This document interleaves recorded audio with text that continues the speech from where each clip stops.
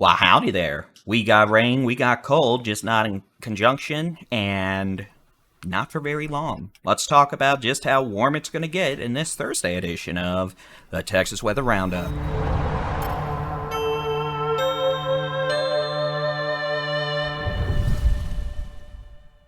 Good morning. It's Thursday, the 15th of February, 2024. I'm Texas Storm Chasers Buddy and Chief David Reimer. We've got rain and we've got a cold front on the way, but before we deal with the cold front, we do have rain, at least for some lucky folks. Let's just pop on over the high-res rapid refresh model for today, tonight, and Friday morning. Clouds, they're going to be abundant across most of the state today. Even with clouds, it's going to be warm. Rain increases this afternoon and tonight, mainly along and south of Interstate 10 across the Edwards Plateau, Rio Grande Plains, Rio Grande Valley, the coastal bend up into the coastal plain, south central Texas, and then Friday morning across southeast Texas into the Golden Triangle. Although, this makes it look like it'll be late tonight, early tomorrow morning. Whatever. It's gonna rain.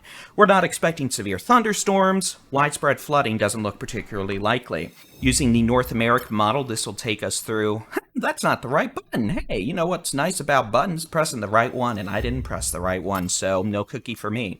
Here is the North American model Friday afternoon through Sunday morning, I believe. We'll find out in a minute. As you can see, rain chances will continue across the southeastern third to southeastern half of Texas through about Saturday afternoon, quickly ending by mid to late afternoon as a strong cold front brings much drier air and cooler temperatures into the state from the northwest. Gusty northwest winds also a good bet. That's what those isobars becoming tighter, closer together mean as that cold front moves southeast. A stronger pressure gradient as an area of high pressure builds and pushes our storm system out into the Gulf of Mexico. Forecast rain totals over the next several days. Really, the only rain chances we're going to have over the next 10 days will be this system.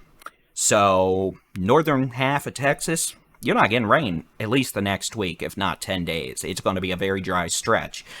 South Texas, hey, you know what? You may get 1, 2, maybe even 3 inches of rain locally. Places like Laredo, Zapata, McAllen, over to Brownsville, all the way up to Corpus Christi, to George West. Hey, y'all could get 1 to 3 inches of rain out of this today, tonight, Friday into Saturday morning.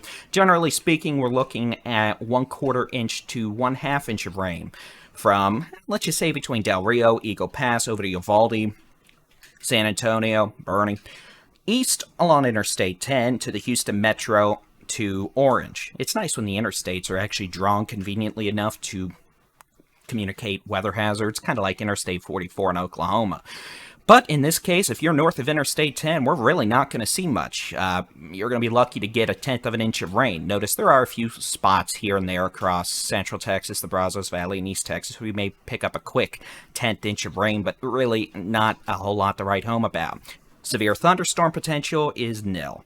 The threat for flooding, there'll probably be some localized flooding in South Texas, especially where we get 2 to 3 inches of rain, but we're not expecting widespread high-impact flooding unless something goes terribly wrong with this forecast, which, there's always that possibility. As someone pointed out yesterday, I'm more often wrong than right, which... that's okay. I'm only human. So we head into the temperature department. This is where we're going to definitely see some changes this weekend for most of the state. Today, though, nope. High temperatures mostly in the 60s and 70s. It's going to feel like April versus February. Tomorrow, you can definitely see that cold front arriving. These are high temperatures after 6 a.m. Friday, meaning this is about where the cold front will be 6 a.m. Friday, according to the National Weather Service. Highs only in the 40s in the Panhandle into Oklahoma, falling through the day. Same thing for West Texas.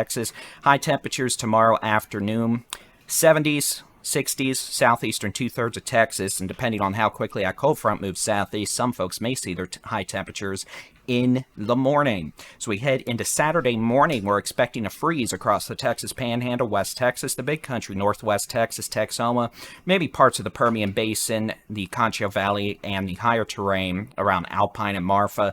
Hard freeze in the Panhandle of West Texas. So I told you, plenty of times this month. Just because it's warm doesn't mean we're done with freezes just yet. Now, as we head into Saturday afternoon, it's going to be a cold, dreary day across the northern half of Texas compared to our warm weather we've experienced most of this month. Highs only in the 40s and 50s, which really isn't that cold compared to 3 years ago when we were below zero, but it's still probably going to be some of the coldest weather we see this month, which in itself is somewhat pathetic, but Southern half of Texas, 50s, 60s. Now, Sunday morning, the potential for a freeze expands across the northern half to northern two-thirds of Texas. Places like the Hill Country, Central Texas, the Brazos Valley, all the way into sheltered areas of Southeast Texas, East Texas, and then, the Arklatex, Northeast Texas, North Texas, Texoma, into the Big Country, etc., out into the Permian Basin, the Trans-Pecos. So again, this will be one of those optimal diurnal cooling situations where temperatures up on hills are going to be higher than if you're in valleys or sheltered regions. So keep that in mind. If you've already planted things that are sensitive to cold, you're going to want to deal with that Sunday morning. Sunday afternoon, well, with a very dry air mass in place, we're going to warm up quickly again. The western half of Texas, we're going to be back above average. 60s and 70s for high temperatures. Eastern half of Texas, a little slower to respond. Temperatures upper 50s to around 60. Hey, it's February. 3 years ago, we were below zero with a winter storm impacting the entire state. You'll take this and you'll be happy about it. As we head into Monday, back to April. Highs 60s, 70s, and 80s. So we take a look at the longer range. Here's the Climate Prediction Center forecast for February 22nd through the 28th, the last day of February, I think, this year. No, we have a 29th this year. It's a leap year. Close enough, almost the end of February. Higher than average chances. It's going to be warm. Equal to lower than average chance of precipitation. We'll see. The American long-range weather model in all its voodoo glory in the long range last night showed a winter storm hitting parts of Texoma, North Texas, and West Texas on February 28th. But in all likelihood, the model run later this afternoon will have high temperatures in the 80s, just to be completely ridiculous. Again, long-range weather model guidance, that's typical. One extreme solution to another extreme solution from run to run. That's why we don't take deterministic weather model guidance verbatim in the long range. We use ensembles, a blend of all the data, look at the trends over the last few days, and that is how you can create a relatively consistent, usually decent forecast. That's going to be it for your Texas Weather Roundup today. Thank you all for watching. As always, we appreciate the subscriptions. Hitting that bell button to get notified when we post no videos? How about new videos? Shut up, Steven! No, there's just a pig crossing the road. There's a pig crossing the road. This is what happens when you have a storm-chasing roommate who plays storm-chasing games. Where was I? Raining. It's training. Yeah, we'll go with that. All right, well, that is it for your Thursday edition of the Texas Weather Roundup. As always, thank you for watching. We appreciate all the comments, y'all hitting the subscribe button, the bell button, and as always, thank you once again. That's it. That's the outro. That's going to be it. Y'all have a good Thursday. We'll chat with y'all tomorrow morning. God bless.